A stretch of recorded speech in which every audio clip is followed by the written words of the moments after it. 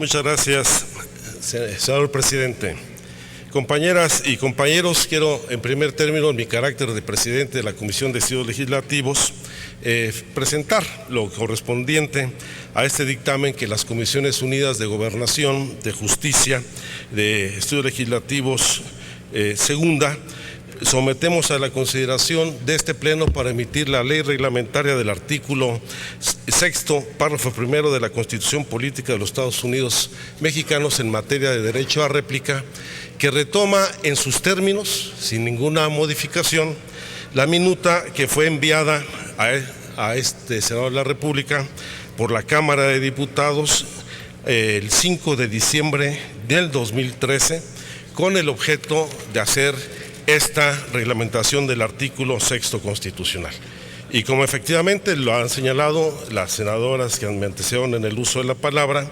en esta legislación se pretende establecer los mecanismos para garantizar y reglamentar el ejercicio de este derecho humano consagrado en nuestra Constitución y define el derecho a la réplica como el derecho de toda persona que sean publicadas o difundidas las aclaraciones que resulten pertinentes respecto a datos o informaciones transmitidas o publicadas por los sujetos obligados, lo que implica en sí definir los sujetos obligados al ejercicio de este derecho, que son fundamentalmente todos los concesionarios de los medios de comunicación, que se trata de un servicio de carácter público. Y establece en el mismo dictamen que todas las personas podrán ejercer este derecho respecto a información falsa o inexacta que emitan los sujetos obligados y le causen agravio. Y al mismo tiempo podrá ejercerse este derecho cuando una persona física no pueda hacerlo de manera directa y lo podrá hacer a través de su cónyuge, concubino, conviviente o parientes consanguíneos en línea directa, ascendente o descendente hasta el segundo grado. Señala que en materia electoral el derecho de réplica solo podrá ser ejercido por los afectados, por las personas morales y lo podrán hacer a través también de su representante legal.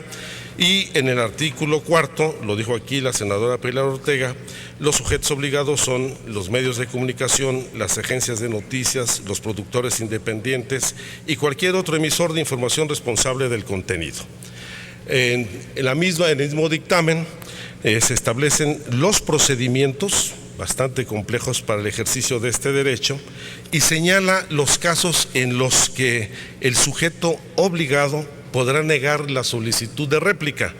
Por ejemplo, cuando se trate de transmisiones en vivo y la réplica ya se haya realizado, cuando no se ejerzan los plazos y términos previstos en la ley,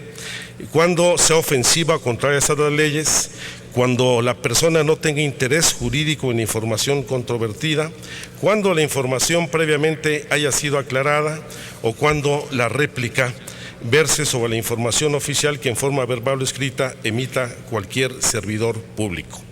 En el dictamen de la minuta de Cámara de Diputados se establece el procedimiento judicial en materia de derecho de réplica, estableciendo que será competencia exclusiva de jueces federales y se iniciará a petición de partes, y una vez que admita el juez la solicitud, mandará emplazar en forma inmediata al sujeto obligado para que otorgue este derecho, y en caso de que incumpla, se establecerán sanciones, las cuales se ejercerán o ejecutarán a través de la Secretaría de Hacienda y Crédito Público. En síntesis, es parte del contenido del dictamen. Sin embargo, yo sí quiero dar a conocer mi opinión personal, como lo hice en las propias comisiones dictaminadoras. Creo, en primer lugar, que, y desde mi punto de vista, que el dictamen establece un conjunto de contradicciones normativas que van no solamente a dificultar el ejercicio pleno de este derecho consagrado en nuestra Constitución, sino que van a generar confusión y burocratismo para el propio desarrollo e instrumentación de la ley. Ya que, por ejemplo, en este tiempo transcurrido, del 2013, de diciembre de 2013, al momento en que estamos discutiendo esta minuta, ha habido reformas constitucionales y legislativas importantes. Pongo, por ejemplo,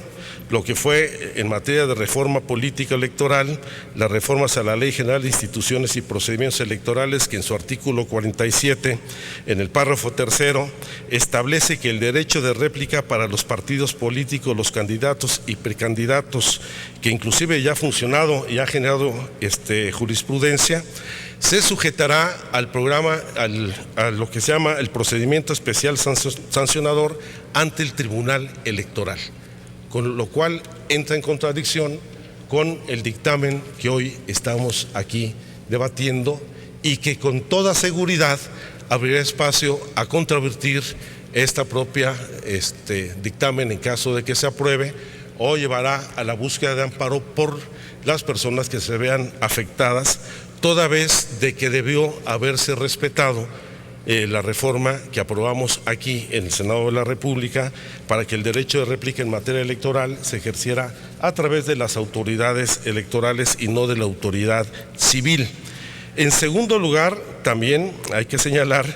que en este periodo hubo una modificación al artículo 6º constitucional, en donde se estableció como parte de los derechos humanos que derivan de la reforma del 2011, el derecho de las audiencias. Y bien lo dijo el senador Bartlett aquí en su primera intervención, son derechos plenamente concatenados que están ligados, el derecho a las audiencias y el derecho de réplica, en donde no puede hacerse omisa esta ley en lo que se refiere al ejercicio de ambos derechos, particularmente cuando los sujetos obligados se trata de particulares que gozan de concesiones públicas. Al mismo tiempo de que van a generarse estas dos contradicciones, hay ambigüedad en algunas partes del articulado. Por ejemplo, el artículo 4 se establece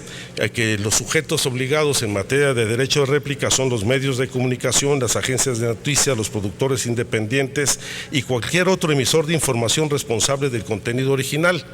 Pero en el párrafo siguiente del mismo artículo, el segundo párrafo, se excluye de manera injustificada a los medios de comunicación de esta obligación, con lo cual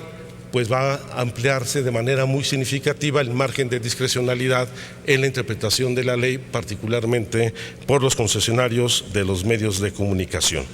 De la misma forma, en el artículo 5 hay confusión respecto a las definiciones en materia de crítica periodística, en donde no solamente no hay una definición clara de los distintos tipos de información periodística que pueden presentarse, particularmente los que se refiere a la editorialización de notas o comentarios de quienes salgan al aire, ya sea a través de la televisión o de la radio, y con lo cual se pretende que sean prácticamente incontrovertibles estos juicios de valor que pudieran emitir quienes, gozando del micrófono o de la pantalla, puedan afectar el prestigio o la calidad moral de cualquier persona o de cualquier persona moral. En el artículo 6 se abre lamentablemente una especie de mercado del derecho de réplica cuando se refiere a que en el caso de inserciones pagadas, quien quiera ejercer el derecho de réplica tendría que hacerlo a través del mismo procedimiento. Y yo quisiera ver quién pudiera pagar los cientos de miles de pesos que cuesta un desplegado en cualquier periódico o un mensaje comercial en la televisión cuando alguna particular pues ejerza difunde en un acto de infamia información contraria a la persona. Y pues lo cierto es que eso va a abrir también, además de este mercado de lo que es el derecho de la réplica, una especie de triangulación en el ejercicio de estos recursos, donde en procesos electorales, a través de inserciones electorales, de inserciones pagadas dentro del proceso, se pretenderá que los propios partidos o candidatos vuelvan a pagar inserciones cuando esto está prohibido en la legislación electoral vigente. Por eso, nosotros insistimos en que en la construcción de un verdadero Estado democrático debe haber como un principio rector el respeto pleno a los derechos humanos y dentro de estos derechos humanos, el derecho a la libertad de expresión, el derecho a la información, pero también el respeto a los derechos de la réplica y de las audiencias, lo cual lamentablemente con esta legislación no se logra, porque incluso desde las propias definiciones existen contradicciones. Nosotros hemos insistido en que debe haberse modificado la redacción en cuanto al concepto de derecho de réplica, retomando la que ha propuesto el Instituto de Investigaciones Jurídicas de la Universidad Nacional Autónoma de México, que señala: el derecho de réplica es un derecho fundamental elevado a rango constitucional. Es decir, que es una garantía que permite proteger la dignidad del individuo frente a las intervenciones arbitrarias o ilegales en su vida privada, así como ataques a su honra o reputación. En ejercicio de dicho derecho, una persona que se ve afectada por los dichos difundidos por un tercero tiene derecho a que se publique a través de los medios de comunicación su rectificación o respuesta a lo sostenido de manera infundada. Y abunda: el derecho de réplica, por una parte, es el contrapeso entre el derecho a la honra y la dignidad de la persona y el derecho a la libertad de expresión, que por cierto, en la discusión y el debate sobre la libertad de expresión es un debate que se ha dado a lo largo de todos los procesos constitucionales en nuestro país, y particularmente desde el constituyente del 57, cuando se estableció con toda claridad que la libertad de prensa no solamente era un asunto de importancia social, sino una garantía fundamental para el desarrollo democrático del país. Ahí están las argumentaciones de Francisco Zarco, quien, por ejemplo, citando a un famoso escritor inglés, decía: quitadme toda clase de libertad, pero dejadme la de hablar y de escribir conforme a mi conciencia. Y de ahí que en el constituyente del 57, en el artículo 7º de la Constitución, se prohibió, hubo una prohibición expresa, apoderarse de los medios mecánicos para la impresión, encarcelar a los voceadores que hacían circular los impresos, se prohibió la censura previa, así como establecer fianza. Y de esta manera, desde el 57 se crearon las condiciones para garantizar el ejercicio pleno de la libertad de expresión, lo cual fue ratificado después de la ley de imprenta, que seguramente el senador Corral se referirá a ella en esta tribuna, en el constituyente de 1917, en donde se estableció ya también en el artículo 7º que es inviolable la libertad de escribir o publicar escritos sobre cualquier materia, y ninguna ley ni autoridad puede establecer la previa censura, ni exigir la fianza a los autores o impresores, ni coartar la libertad de imprenta, que no tiene más límite que el respeto a la libertad privada, a la moral y a la